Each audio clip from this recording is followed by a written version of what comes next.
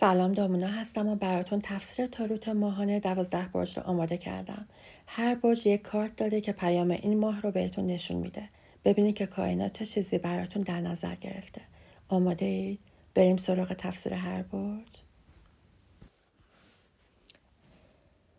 فروردین، عرابه، با اراده پیش میروی، موانع را پشت سر میگذاری. در عشق و کار کنترل شرایط دست توست.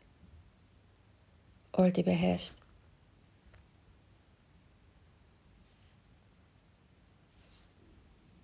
حاکم بانو، ثبات و آرامش در زندگی احساس می شود. زمان رشد و دریافت نعمت‌های جدید است.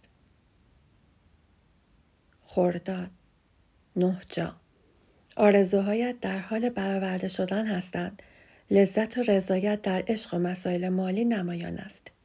تیر، ستاره، امید و انرژی مثبت جریان دارد. راهی جدید و روشن در پیش روی توست. مرداد، 2 سکه، بین دو انتخاب مردد هستی. تعادل در کار و احساسات کلید موفقیت توست.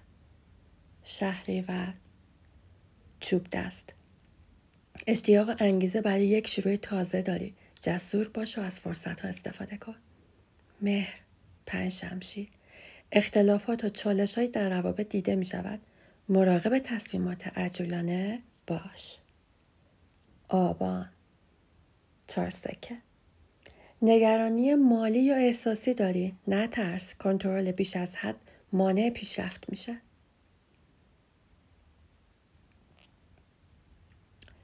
آذر،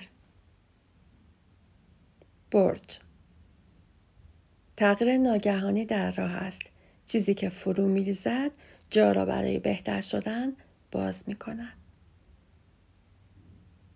دی، عدالت، نتیجه اعمال گذشته مشخص می شود. تصمیمات منطقی و منصفانه بگیر. بهمن، عشاق، یک انتخاب مهم در عشق یا کار پیش رو داری. مسیر درست رو با قلبت پیدا کن. اسفند، حاکم سکه، ثبات مالی و موفقیت در کار نصیبت می شود. به پایه های محکم زندگی توجه کن. کارت ماهتون رو دوست داشتید؟ نظرتون رو برام بنویسید.